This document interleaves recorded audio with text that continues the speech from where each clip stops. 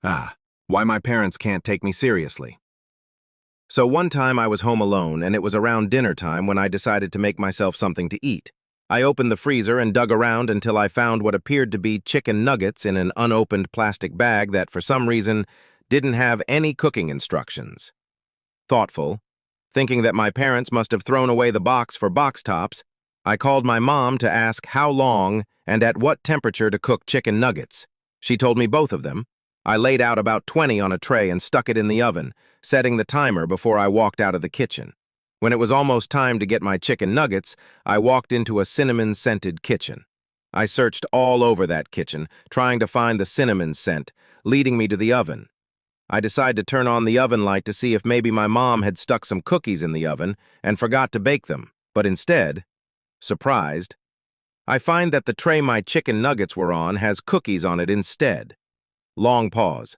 As I'm trying to process what just happened, I hear the front door open and my mom shout delighted, "Ooh, what's that smell?"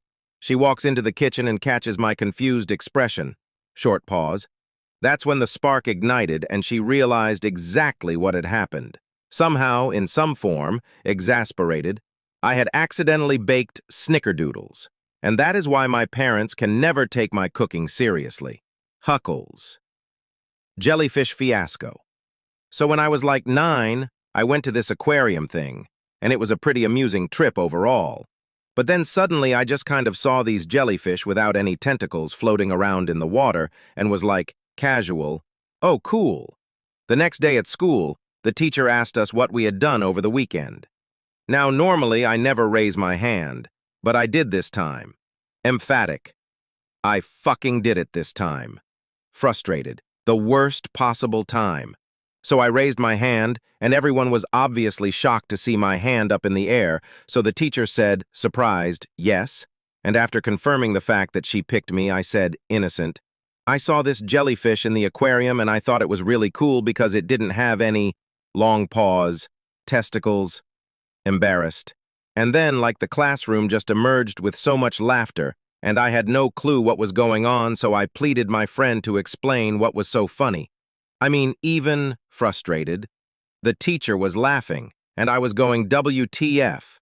So eventually my friend explained to me, Sice.